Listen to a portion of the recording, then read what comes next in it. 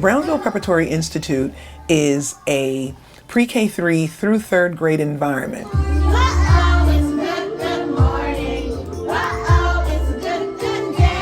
Brownsville is a place of rigor, a place of community, a place of academic excellence. It is a place where we all come together with the same passion for education. We build a culture here. And I believe that one of the great reasons that people want to go here is because of what we instill in the children in the early years. We're most known for teaching 3-year-olds how to read. And the reason the 3-year-olds are able to read at such early ages is because we attack the phonetic aspect of reading. We teach words and letters and sounds, and we teach them how to blend. And as a result of that, they're reading at early ages. I've always been an entrepreneur. In the 80s and the 90s in New York City, I owned a beauty supply store, beauty salon, barbershop, nail salon. I moved to Florida, and my daughter called up one day. She said, "Mom, why don't you think about starting your own school?" I said, "Okay." She made me get a job. I found out that I really did like other people's children, but I was not happy with the standard that children were being taught at. So I decided that I would turn a room in my home into a classroom. When I realized the impact that I was having on these children, it opened my eyes up to maybe there's an avenue here where I can actually be effective. I moved in town to a school that could hold maybe 30 kids. And in no time flat, we were full. My assistant principal, Ms. McLeod, was a student at the time at FSU. She has been with me now for the 19 years that we've been here, because I believe in raising teachers as well as raising students. The philosophy of education at Brownsville Prep is everybody is able to learn. There is no assumption based on your socioeconomic level. There is no assumption based on whether you're potentially neurodivergent or you're a ready and willing learner that you cannot learn.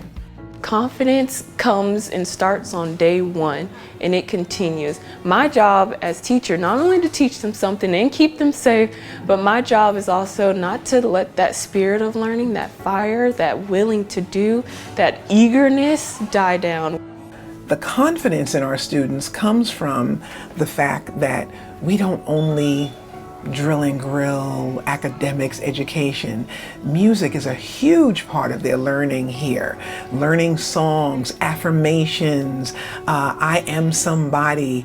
When you teach a child that they are great at an early age, they actually believe it. Let's go, Leo. I am strong. You are strong. Socially, emotional, all of that plays a big part in what happens inside of the classroom. And when I say meeting them where they are, some you have to really just say, hey, let me sit with you and let's get through it. They give us hugs and they help us. If you can't get your feelings out, you have a bad day. We are focusing on soft skills, which means I am drilling repetition of how this classroom runs for the whole school year. Yes, I may add something, but make sure they're staying in their own routine is what I need them to understand right now in this point in the school year. Let's make it A great day! a great day! They're helping you to do your best and become the best you can be. Brownsville is where we can learn and grow as a family. It's not just about reading, it's about the connection that we get with the students. You know, the effect that we have on the students, all that. Also, that at-home connection with the parents, that's very big. Starting her early just gave her confidence to be able to speak and know that she can do anything. There's no limits, and we try to make sure we instill that in her, that there's no limits to what she can do. I mean, she's 4, and she can do a whole lot. American ants. Ants on the ground. She was born right before COVID happened. So her social skills, I was afraid her social skills were going to lag.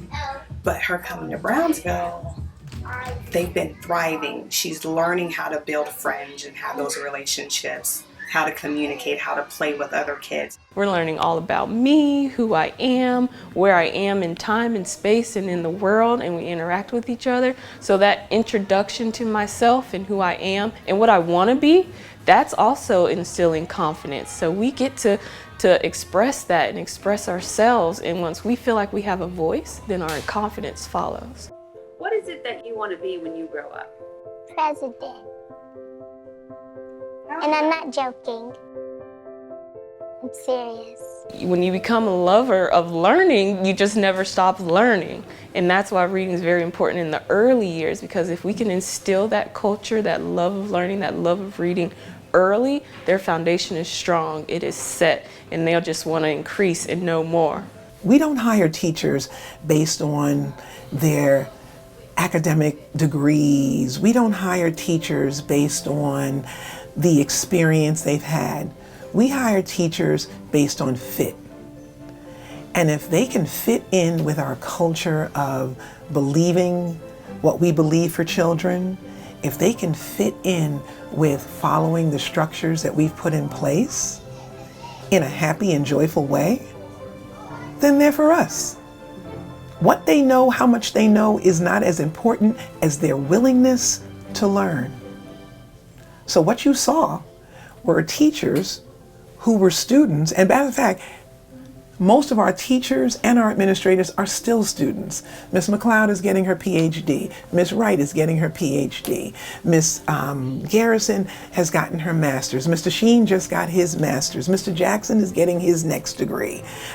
Our preschool teachers have gotten their 2-year degrees, and we're now supporting them through the Teach Scholarship to go on and further their education.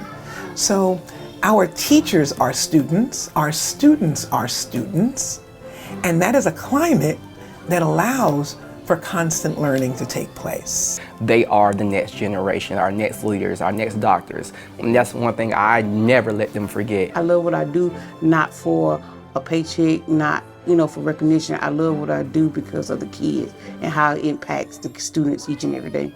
Something so simple can spread so large, and that's the beauty of education.